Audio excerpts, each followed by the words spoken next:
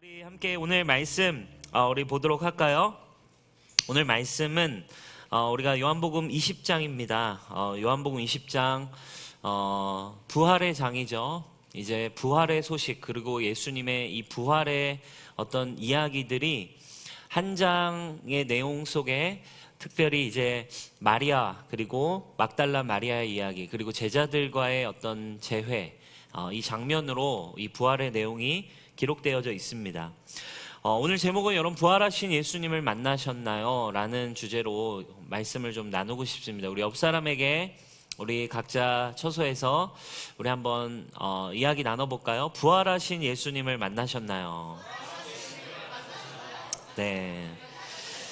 자, 우리 한번 말씀을 20장 전체를 좀 우리가 볼 텐데요. 1절을 우리가 한번 보도록 하겠습니다. 1절 우리 같이 읽어볼까요? 시작. 안식 후 첫날 일찍이 아직 어두울 때 막달라 마리아가 무덤에 와서 돌이 무덤에서 옮겨진 것을 보고 안식 후 첫날이라고 되어 있습니다. 안식 후 첫날 아침에 이루어지고 있는 오늘 이 부활의 장면을 요한복음에서 다뤄주고 있어요. 안식 후 첫날은 바로 여러분 주일 일요일입니다. 오늘 우리가 드리고 있는 이 일요일이죠.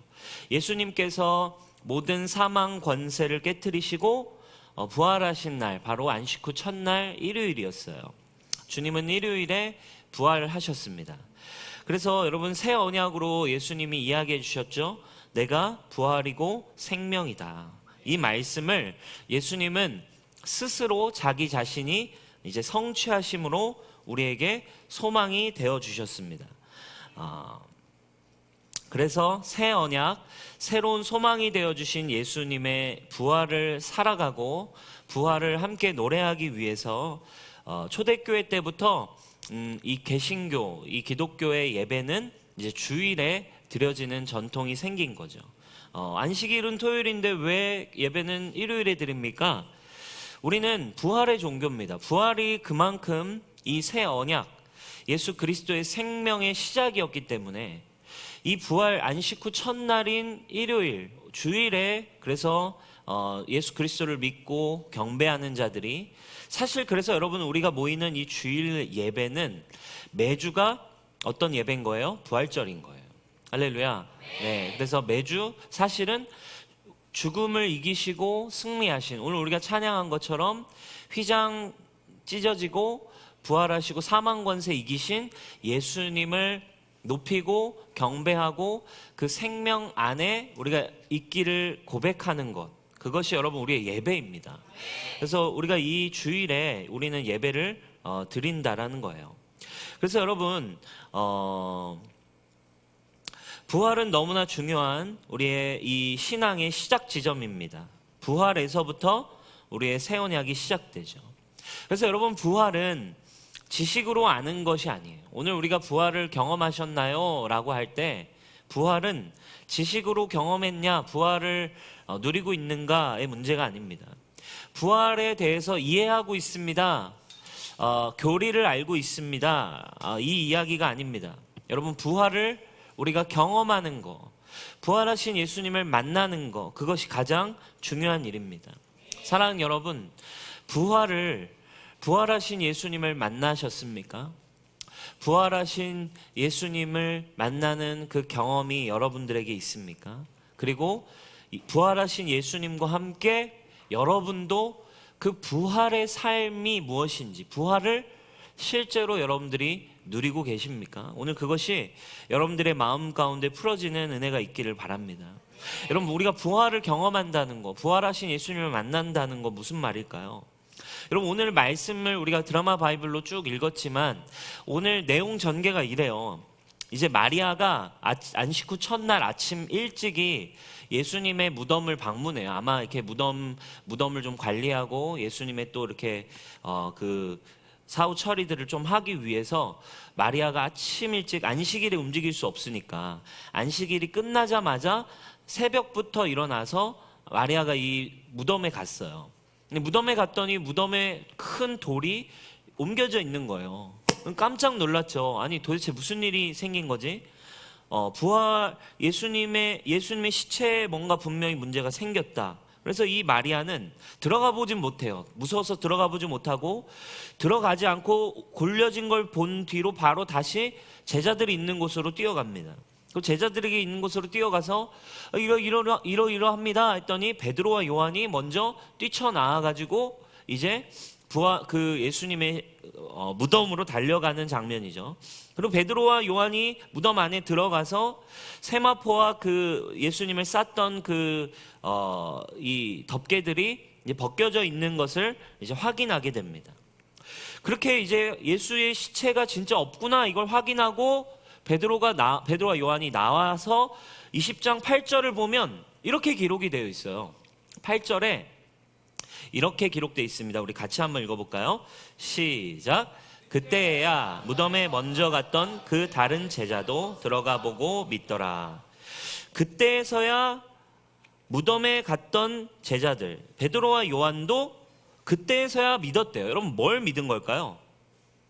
뭘 믿었습니까? 부활을 믿은 걸까요? 부활을 믿은 게 아니라 이들이 그걸 확인한 다음 믿었던 것은 뭐냐면 부활하셨다 이걸 믿은 게 아니라 지금 제자들은 뭘 믿은 거예요? 마리아가 와서 전달한 이야기, 예수님 시체가 사라졌어요, 이 이야기를 믿게 된 거래요. 그거에 대한 이야기가 9절에 써 있죠. 9절에 설명해줘요. 뭘 믿었다라는 것인지. 9절 이렇게 나오죠. 그들은 성경에 그가 죽은 자 가운데 다시 살아나야 하리라 하신 말씀을 아직 알지 못하더라. 그러니까 부활을 믿은 게 아니에요. 근데 여러분 중요한 거는 예수님 부활하신다고 했어요, 안 했어요? 했어요. 근데 이들은 이 순간에 예수님의 부활을 떠올릴 수도 없었고 깨달을 수도 없었고 알 수도 없었대요. 그냥 예수님의 시체가 사라졌다라는 걸 확인하게 됩니다. 여러분 지금 이 상황이 우리가 부활을 경험하는 데 있어서 우리가 늘 겪는 딜레마입니다. 예수님 부활하신다 말씀했지만 이들은 생각이 나지 않습니다. 왜? 이 부활이 아직 경험되어지지 않았기 때문입니다. 그냥 그들에게 시체가 없어진 것은 그들에게는 그냥 또 한 가지의 뭐였냐? 현실이었어요. 또 하나의 자신에게 일어난 사건이었고 또 하나의 그냥 문제였으며 또 하나의 그냥 근심거리의 추가입니다. 아니 어떻게 된 거야? 아니 예수님의 시체가 없어졌어? 진짜네? 그러니까 이들은 그냥 또 하나의 사건이 발생한 거예요. 현실의 문제가 터진 겁니다. 여러분 이게 뭘 얘기해 줄까요? 여러분 우리가 부활을 경험하기 전에는 아무리 우리가 예수님을 믿는다 해도 지식으로 예수님을 믿고 지식으로 부활을 알고 있다면 우리에게 찾아온 수많은 상황 그리고 사건, 우리에게 찾아오는 수많은 오늘도 날마다 찾아오는 고난 이면에 그 상황 그 뒤에 숨어있는 이제 예수님의 일하심, 예수님의 영적인 세계, 영적인 생명, 부활의 능력을 우리는 여전히 우리의 삶과 팩트와 우리의 고난 뒤에 있는 하나님의 일하심과 하나님의 뜻과 하나님의 생명을 우리는 여전히 기대할 수 없는 삶을 살 수밖에 없다는 거예요. 제자들이 그랬어요. 그냥 예수님의 지금 이 부활을 어쩌면 그들에게는 또 하나의 사건일 뿐이었어요.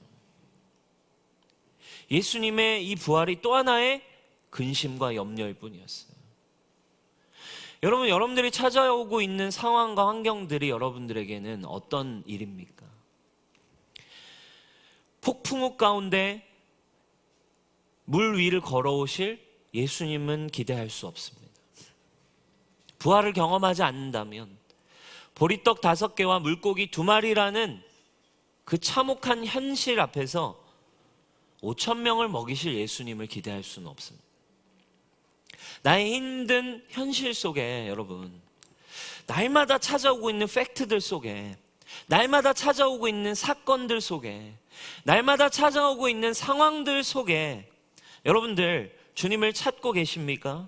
마리아도 동일했어요. 제자들도 이랬지만 여러분 마리아도 그렇게 허겁지겁 겁에 질려서 돌아간 이 베드로와 요한이 떠나고 난 다음에 마리아는요 더 힘들었어요. 왜? 마리아는 그 안에 들어가 보지도 못했죠. 그죠? 밖에서 들어가 보지도 못하고 보니까 밖에서 울고 있었다라고 해요. 11절에 나오죠. 마리아는 무덤 밖에 서서 울고 있더니 이렇게 표현합니다. 울었다라는 표현이 나와요. 11절에 울고 있었대요. 근데 이 운다라는 표현은 그냥 이렇게 눈물이 이렇게 찔끔찔끔 나온 게 아니에요. 이 원어적 표현은 어떤 표현이냐면 통곡한 울음이에요. 하면서 이제 그러니까 터져 나온 거예요. 드디어 마리아에게. 그러니까 예수님도 돌아가셨죠. 엊그저께 지금 돌아가시고 지금 모든 게 잃어버리고 모든 사건과 사고가 끊임없는 상황인 거예요.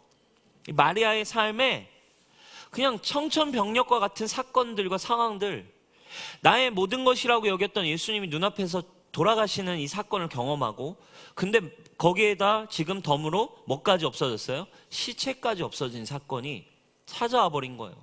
마리아는요, 서러움 폭발한 것 같아요. 서러움과 슬픔과 모든 어려움들이 폭발해서 막 엉엉 하면서 통곡하고 옵니다. 그때 여러분 마리아의 우리가 이제 그 상황에 이제 무덤에 또 들어가서 이렇게 막 할 때 또 어때요? 예수님이 뒤에 서 계셨어요. 나타나십니다. 부활하신 예수님이. 근데 14절에 보니까 마리아는 그 상황 속에 예수님이 나타나셨는데 마리아가 예수님을 알아봐요? 못 알아봐요? 못 알아봐요. 예수님이 얼굴이 변형되신 게 아니에요. 예수님 얼굴로 예수님의 모습으로 다시 나타나셨겠죠. 근데 먼저 알았대요. 예수님을 보고도 너무나 당연하게 그냥 동산지기인 줄 알았대요.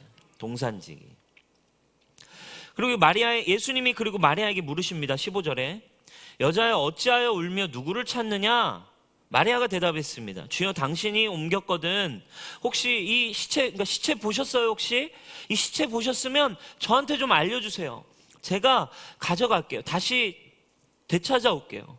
그러니까 마리아도요, 예수님이 눈앞에 나타나셨는데도 마리아도 이 상황을 그저 사건으로만 알고 있었어요. 사건으로만 처리하려 했고 사건에 맞는 행동으로 취하고 있었고 눈앞에 예수님이 있었지만 부활하신 예수님을 볼 수 있는 영의 눈이 닫혀 있었습니다.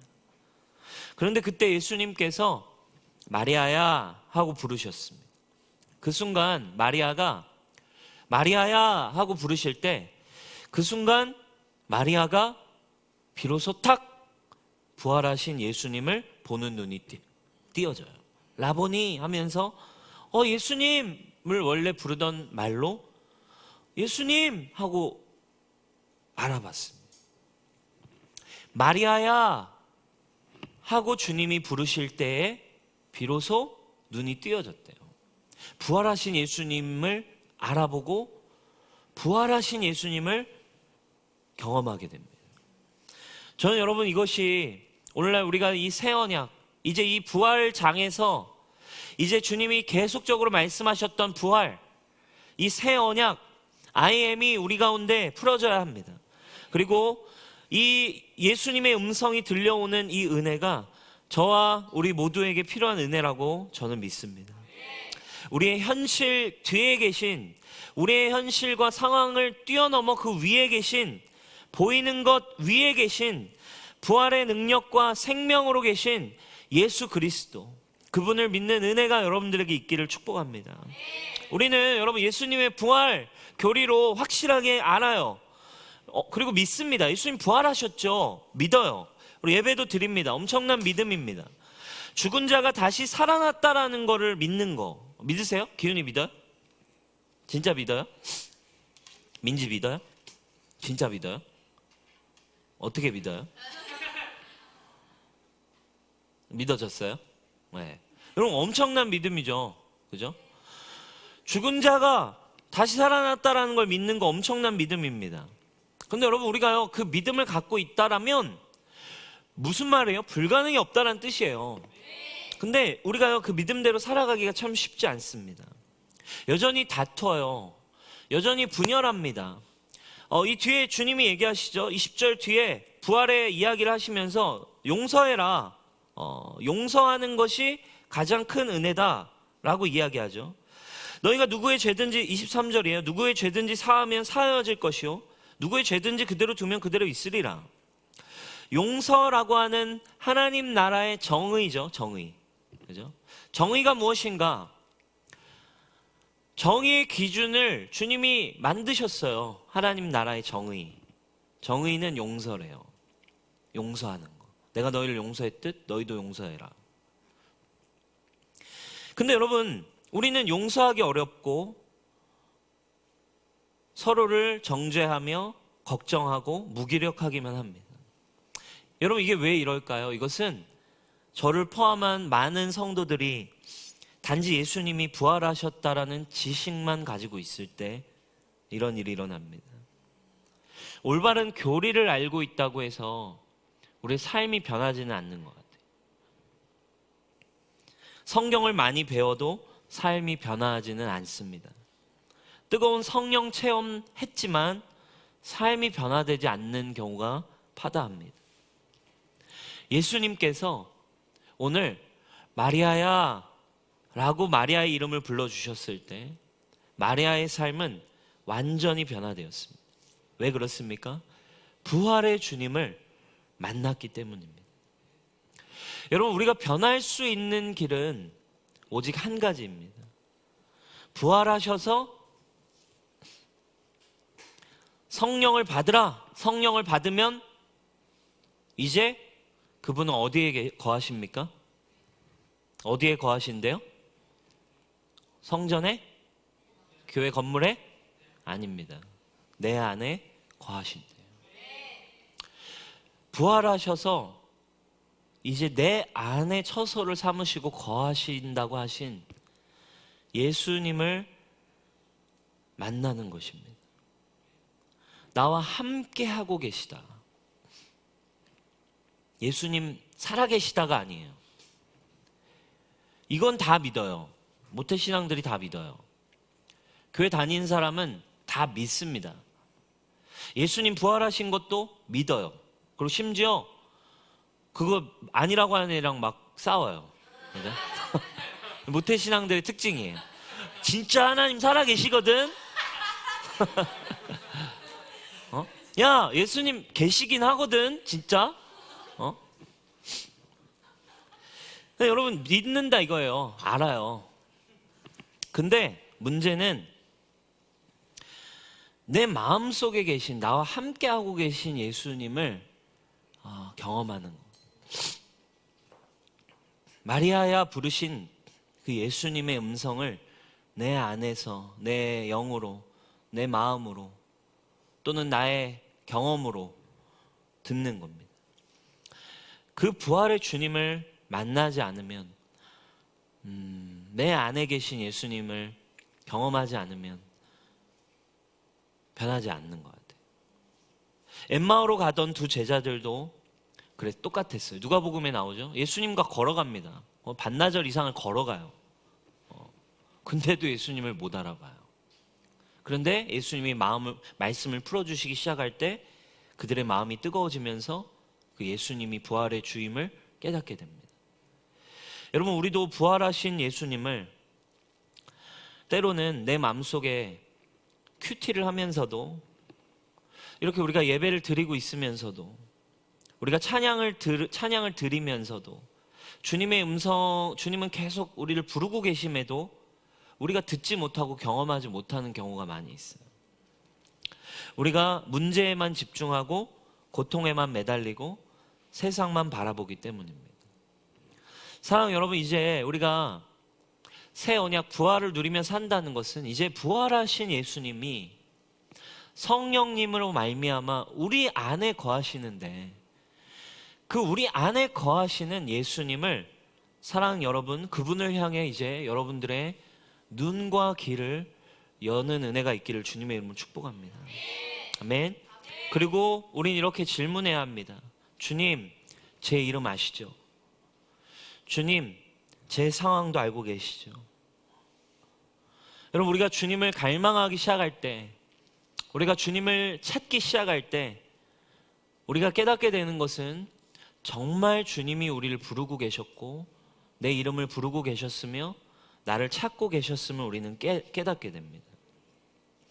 켄 가이어는 이런 아름다운 이야기를 들려줍니다. 숲의 끝자락에서 살고 있던 한 어린 소녀가 숲속을 거닐다가 그만 길을 잃어버렸습니다. 날은 어두워졌고 두려움이 엄습했습니다. 아무리 소리치고 울어도 누구도 찾아와 주지 않았어요. 그러다 결국 그 숲속에 지쳐 쓰러져서 잠들어 버렸습니다. 가족들과 이웃들이 소녀를 찾으려 숲속을 샅샅이 뒤졌지만 찾지 못하고 깊은 밤이 되어 수색을 중단할 수밖에 없었어요. 생사가 어떻게 될지 모르죠. 다음 날 아침 일찍 소녀의 아버지는 또다시 딸을 찾아서 이 숲을 거닐기 시작합니다. 그러다가 숲속의 한 구석에 딸이 큰 바위에 이렇게 누워있는 것이 보였어요. 아버지는 그 딸의 이름을 부르면서 전속력으로 그 딸을 향해서 달려갑니다. 소녀는 멀리서 자신의 이름을 부르면서 달려오는 아버지의 음성을, 아빠의 음성을 들었어요. 그리고 깜짝 놀라서 깨어나가지고 달려온 아버지를 꼭 껴안습니다. 아버지의 품에 꼭 안긴 딸은 계속해서 울면서 아빠에게 이렇게 외쳤어요. 아빠, 제가 아빠를 찾았어요. 제가 그토록 아빠를 찾고 다녔다고요. 여러분, 소녀만 아버지를 찾았던 게 아니었어요. 사실 아버지가 더 간절하게 찾았죠. 그죠? 잃어버린 딸을 간절하게 찾았던 거죠. 그렇죠? 소녀도 길을 잃고 아빠 찾았겠지만 사실 더 딸을 간절하게 찾았던 사람 누굽니까? 바로 그 딸의 아버지였어요. 여러분, 우리가 예수님을 만나게 될 때 내 안에 계신 부활하신 예수님을 더 경험하고 인격적으로 그분과의 친밀함 안으로 그분을 만나게 될 때 여러분, 우리가 깨닫게 되는 일이 이런 것 같아요. 주님을 갈망하던, 주님을 만나고 싶다라고 느끼던 모든 그리스도인들이 여러분, 주님을 진짜 만나고 나면 깜짝 놀랍니다. 왜? 사실은 주님께서 정말로 애타게 나를 찾아 헤매시고 부르시고 계속적으로 그 부활하신 예수님이 우리를 찾고 계셨다라는 걸 여러분 깨닫게 되기 때문입니다. 아멘. 엊그저께 우리 교회 한 자매랑 대화를 나누다가 제가 깜짝 놀랐어요. 그 자매가 어느 날부터인가 이제 하나님의 은혜를 이제 누리고 돌아와가지고 이제 교회에서 이제 열심히 예배를 드리고 회복되고, 그리고 또 지금 이제 뭐 리더도 하기로 결단을 하고, 그리고 열심히 지금 이제 주님의 은혜를 누리고 있는 자매였어요. 그래서 제가 이제 어떻게 이제 같이 가게 돼가지고 그 자매한테 어떻게 다시 이렇게 교회에 다시 돌아오고 어떻게 하나님을 다시 이렇게 사랑하게 되고 이렇게 회복이 되었는가 물어봤어요. 왜냐하면 저는 아마도 이 자매가 이렇게 그냥 뭐 한두 번 얼굴을 비추다가 이제 잘 볼 수 없던 자매였는데, 근데 갑자기 이렇게 뭔가 이렇게 열심히 하는 걸 보면서 아마도 제 생각에, 저의 추측은 아마도 이 자매가 모태신앙이었을 것이다. 모태신앙이었고, 그래가지고 이제 부모님의 어떤 그 배경 속에 신앙생활을 열심히 하다가 신앙을 중간에 잃어버리고 이렇게 방황의 시간을 이렇게 보내다가 어떤 계기로 이제 좀 이렇게 이러면 안 되겠다 해가지고 다시 돌아와서 이렇게 뭔가 이렇게 다시 회개하고 이렇게 돌아온 자매일 거라 생각을 했어요.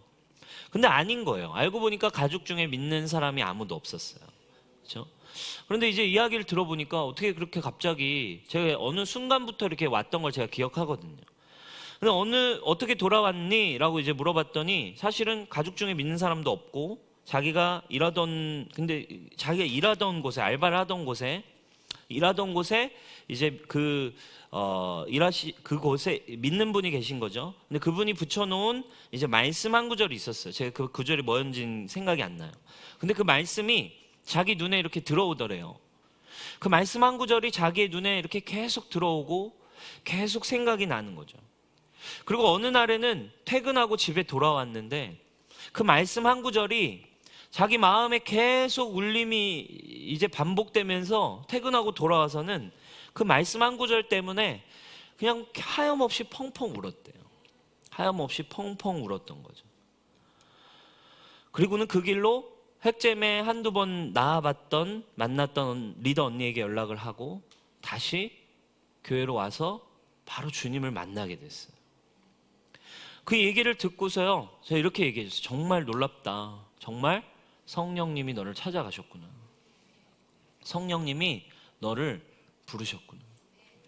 여러분, 주님께서 아마 그 자매를 오늘 이 마리아야 부르시던 것처럼 현실 속에서, 자신의 고난 속에서, 자신의 상황 속에서, 자신의 지나가던 많은 현장 속에 주님은 부르고 계신 거예요. 사랑하는 여러분, 여러분들의 일상, 여러분들이 누리고 있는 쾌락, 여러분들이 누리고 있는 가치, 그 많은 것들 속에 어떠한 새로운 느낌, 주님을 찾아야겠다라는 느낌이 있었다면, 사랑하는 여러분, 그 시간 예수님께서 여러분들의 이름을 부르신 것임을 여러분 믿으시기 바랍니다. 아멘. 그리고 그분은 지금도 여러분들의 일상과 상황과 또 반복되는 현장과 때로는 반복되고 있는 나의 죄의 현장, 때로는 방황하고 있는 나의 문제, 때로는 어떤 상황과 고난 속에서도 이면에 주님은 여러분들을 지금 부르고 계심을 여러분 믿으시기 바랍니다. 사랑하는 딸아, 사랑하는 아들아, 마리아야 라고 부르시듯 주님이 찾고 계세요. 주님이 여러분 내 이름을 부르고 계심을 여러분 믿으시기 바랍니다. 적어도 여러분 오늘 이 예배를 지금 드리고 있고, 여러분 자리에서, 여러분들 현장에서 바쁜 일상 속에 여러분 이 온라인으로 또 여러분들의 상황 가운데 예배를 드리고 있다면 여러분들이 이미 주님이 부르고 계신 음성을 듣고 있는 자들인 줄 믿습니다. 사랑하는 여러분, 그 부활하신 예수님께 우리의 영과 우리 영의 눈과 귀를 더 활짝 열고 정말 부활하신 예수님을 인격적으로 더 믿음으로 만나는 은혜들이 여러분들에게 있기를 주님의 이름으로 축복합니다. 주님의 이름을 부르셔요. 마리아야 부르셨고, 한 번도 본 적 없고 한 번도 통성명을 한 적 없던 삭개오를 부르십니다. 삭개오야 내려와라. 내가 오늘 너의 집에 유할 것이다. 여러분, 이것은 단순히 그 이름을, 내 이름을 어떻게 알았지? 내 뒷조사를 했나? 이런 차원이 아닙니다. 그분을 만날 때 그분은 나의 정체성, 나의 존재를 디자인하셨고 나를 창조하신 분이시기에 그분이 나를 찾고 계셨고 그분이 비로소 나를 찾으셨다라는 여러분 믿음을 가지시기를 축복합니다. 첫 번째로 부활의 경험은 내 이름을 부르시는 주님을 만나는 것입니다. 여러분들을 부르시는 정체성, 여러분들의 존재를 아시는 그분을 만나는 은혜가 있기를 주님의 이름으로 축복합니다. 그때에 여러분 우리에게 찾아오는 부활의 경험의 두 번째는 무엇입니까? 바로 평안이에요. 평안. 이 뒤에 이제 마리아와의 이 일화가 끝난 뒤에 예수님이 제자들을 만나러 가세요. 19절부터 나오죠. 우리 19절을 한번 읽어보겠습니다. 시작. 이날 곧 안식 후 첫날 저녁 때에 제자들이 유대인들을 두려워하여 모인 곳의 문들을 닫았더니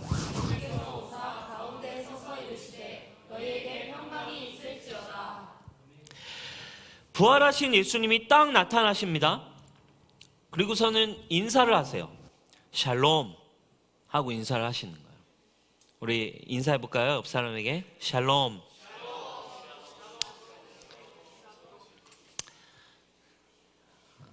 인사를 하십니다. 그런데 20절, 이 말씀을 하시고 손과 옆구리를 보이시니 제자들이 주를 보고 기뻐하더라. 샬롬 이렇게 보여주신 거예요. 그죠?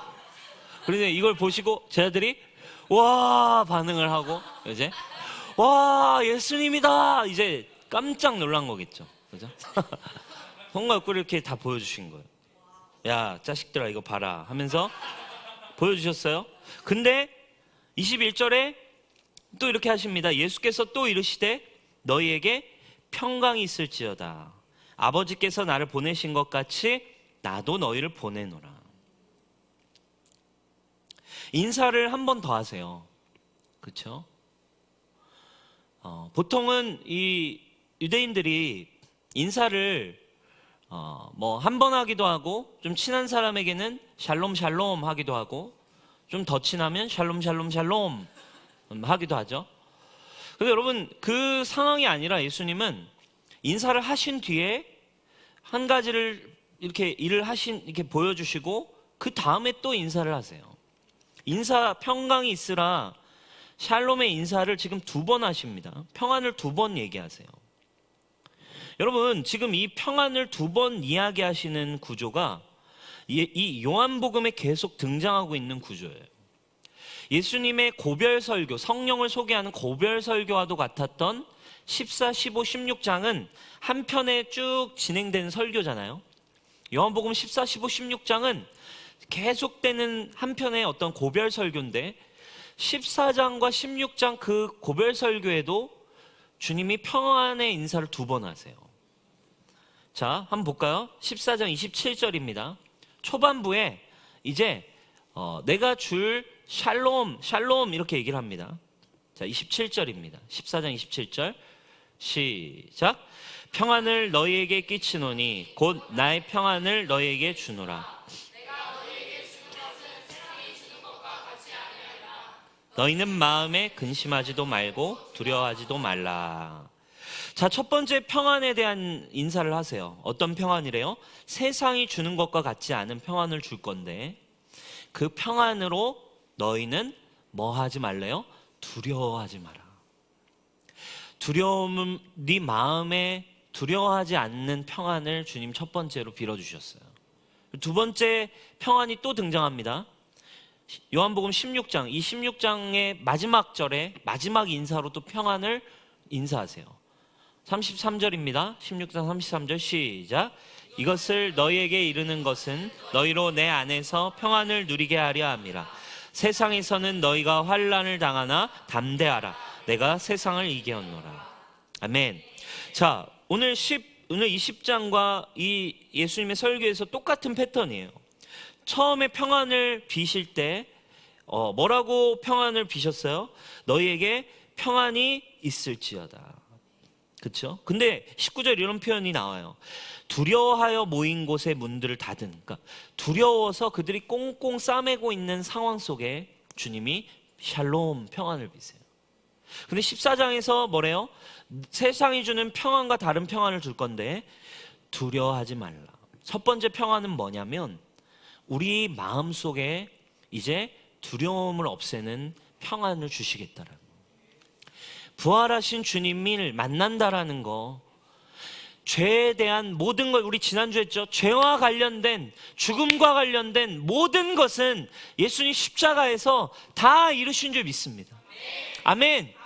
그 다 이루신 예수님이 이제 내 안에 들어오셨다라고 하는 것은 그 말 자체가 예수님이 내 안에 거하심으로 내 안에는 이제 더 이상 두려움은 없습니다. 할렐루야. 여러분, 이것이 여러분들에게 진리가 되는 은혜가 있기를 축복합니다. 예수님을 믿는다라는 것은 여러분 이것이 여러분들의 진리가 되어야 되는 거예요. 아멘. 두려움의 상황이 옵니다. 두려운 시간이 옵니다. 두렵게 나를 만드는 사건들이 옵니다. 그러나 여러분, 우리가 예수님을 믿는다, 예배할 때, 예수님을 바라볼 때 그분이 내 안에 계시다라는 것은 주님이 우리 안에 계심으로 우리에게는 세상이 줄 수 없는 평안이 우리에게 있다라는 것을 여러분 선포하시기를 축복합니다. 이게 여러분들의 진리여야 한다라는 거예요. 이게 부활을 경험한 자들이 누리는 평안입니다. 마리아야 라고 부를 때 두려움은 떠나가고 여러분 주님이 주시는 평안이 여러분 우리 안에 반드시 있어야만 하는 거라 이거예요. 샬롬은 어떤 상태를 이야기합니까? 샬롬이란 단어는 온전하고 완전한 상태를 의미합니다. 주님이 우리 안에 계신 것으로 우리는 온전하고 완전합니다. 할렐루야. 그러므로 우리의 삶은 여러분 안전해졌습니다. 두려움이 없는 상태가 되었어요. 아멘. 두 번째 평안은 또 빌어주세요. 두 번째 평안은 뭐라고 얘기하십니까? 아버지가 나를 보내신 것 같이 나도 너희를 보내노라. 평안을 인사하세요. 자, 요한복음 16장에서 뭐라고 얘기하셨어요? 세상에서는 환난을 당하지만 담대해라. 내가 세상을 이기었다.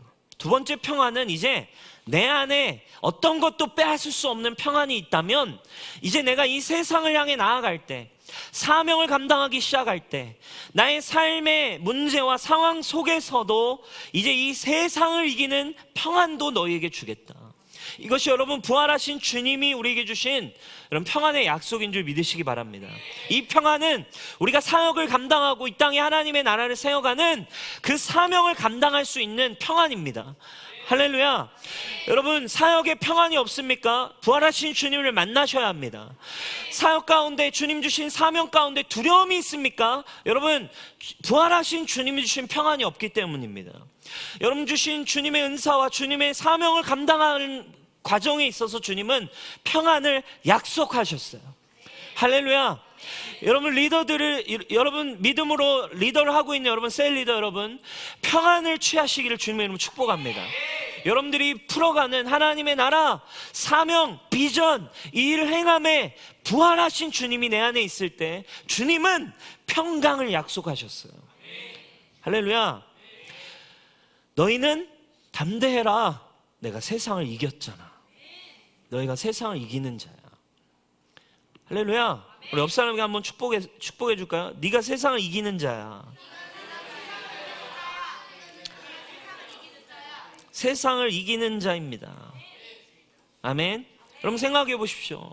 게임을 할 때 여러분 우리 형제들 한번 생각해 보세요. 여러분들이 진짜 제일 높은 레벨이 갖는 제일 높은 레벨에 여러분들이 무기를 가졌다고 생각해 보세요. 성진아, 그런 무기를 가졌다고 생각해 보세요. 네? 뭐가 있냐 요즘? 리니지의 제일 만렙이 갖는 검이 뭐야? 뭐라고? 집행자의 검? 집행자의 검이래요, 여러분. 집행자의 검을 갖고 있다고 생각해 보면 기분이 어때요? 성진아, 어때요? 혼자 웃지 말고. 집행자의 검을 가지면 기분이 어때요? 엄청 좋을 것 같아요. 또 최강이죠. 그럼 뭐 느낌이 어때요, 여러분? 적들이 나타날 때 두려움이 있습니까? 없죠. 평안하죠. 그죠? 평안해요. 그죠? 집행자의 검을 갖고 있으면 평안합니다. 여러분, 주님이 약속하신 게 이거예요. 내가 세상을 이겼잖아. 왜 두려워해? 사랑하는 여러분, 가장 큰 무기는 평안입니다. 샬롬의 무기가 여러분들의 것이 되길 축복합니다. 이 세상 우리를 두렵게 만들어요. 아담에게 죄가 찾아왔을 때 아담이 가장 힘들었던 첫 번째 느낌, 두려움이었어요. 내가 두려워하여 하나님을 피했습니다. 두려움. 여러분 지금도 두려움 속에 살고 있지 않나요? 청년 여러분, 두려움. 뭔가를 잃어버릴 것에 대한 두려움, 내가 얻지 못할 것 같은 두려움, 빼앗길 것 같은 두려움, 그게 잘 되어지지 않을 것 같은 두려움. 오늘 주님은 이 땅을 살아가는 여러분들에게 약속하셨어요. 두려워하지 마. 두려워할 필요가 없어. 두려움은 내 안에 없어. 할렐루야. 두려움은 내 안에 어떻다고요? 없어. 여러분 자신에게 지금 가슴에 손을 얹고 한번 선포합시다. 두려움은 내 안에 없습니다. 다시 한번, 두려움은 내 안에 없습니다.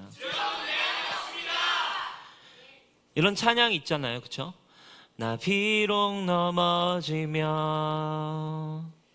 흔들리지만 주 내 안에 거하며 나를 붙드시니 내 생각을 누구께로? 주께로 돌리고 주시는 평강에 뭘 입어요? 옷을 입습니다. 주 약속 안에서 뭐라고요? 내 영혼 평안에 내 뜻보다 크신 주님의 계획 나 신뢰해. 두려움 다 내려놓고 주님만 의지해. 주 안에서 내 영혼 안전합니다. 뭐 다 내려놓고요? 두려움 다 내려놓고 주님만 의지해. 주 안에서 내 영혼 안전합니다.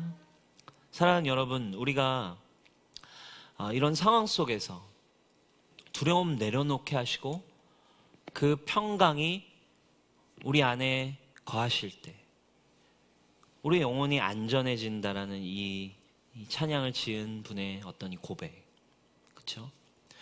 여러분들에게 주님이 평강을 주셨어요.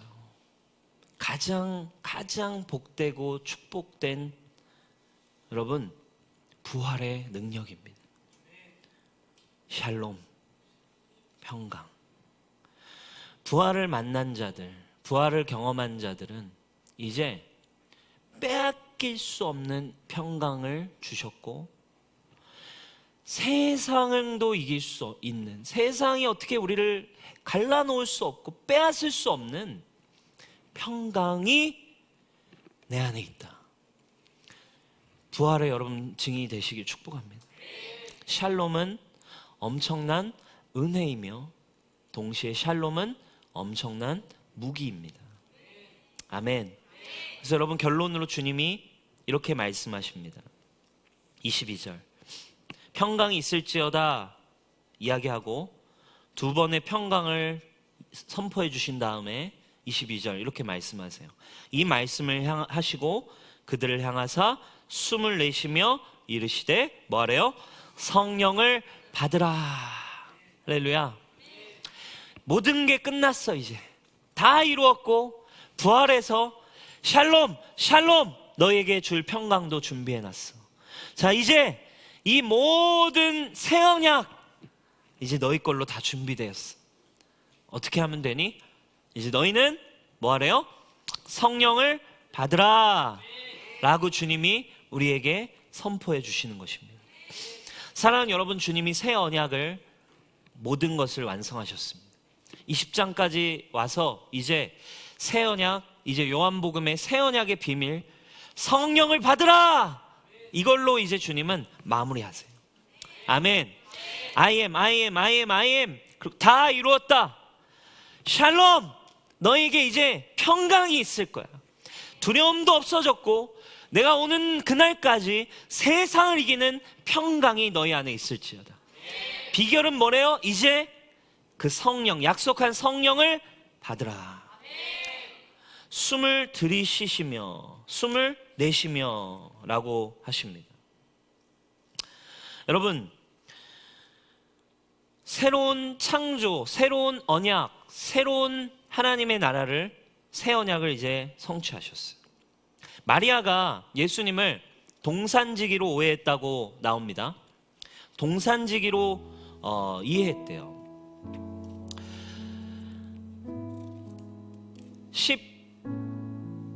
15절이죠.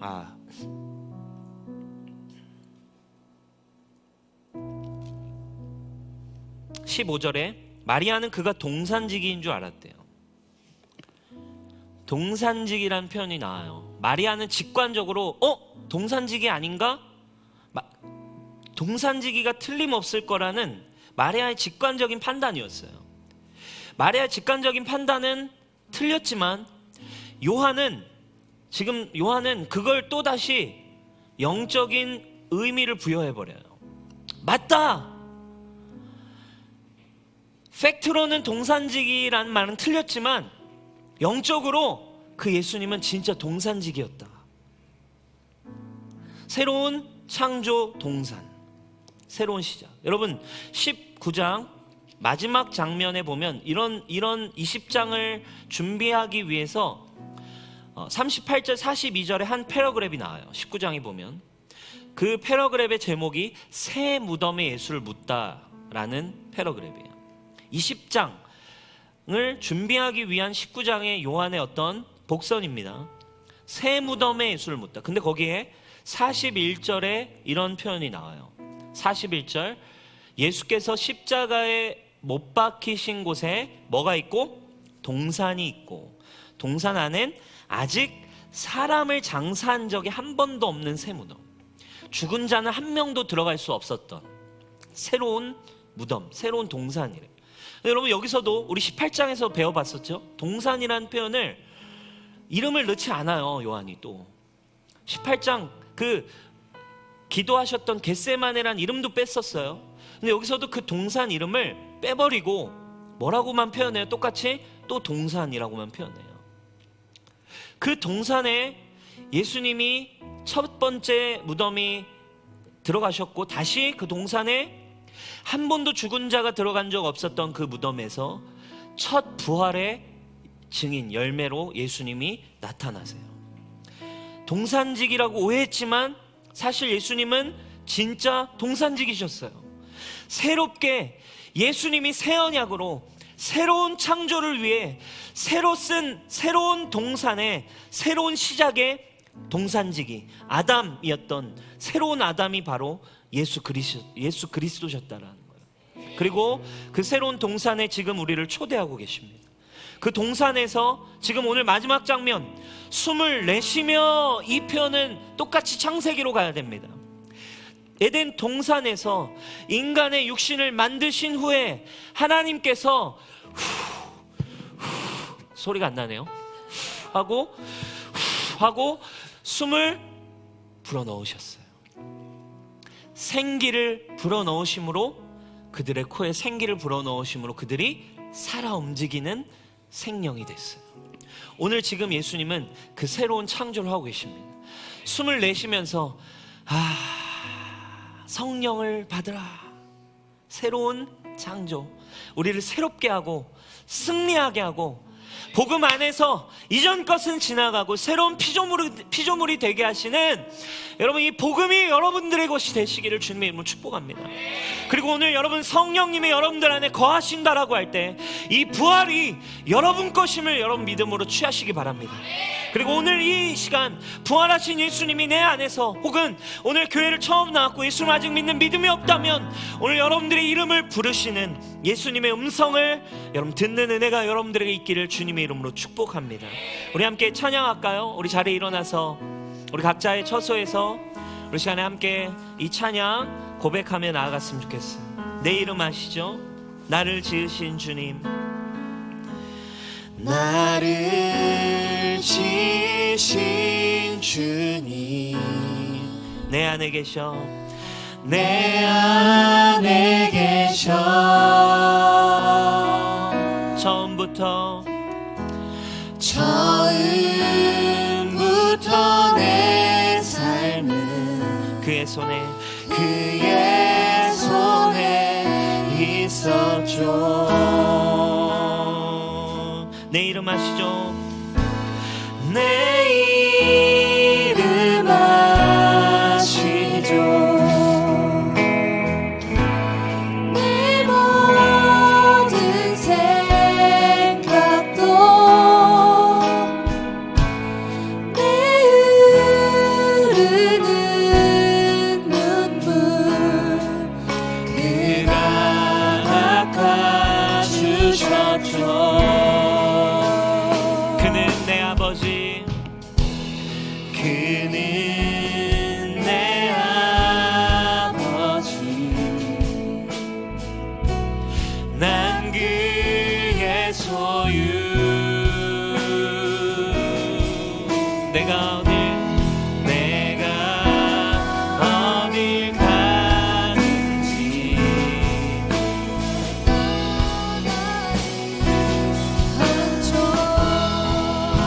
내 이름 아시죠? 내 이름 아시죠.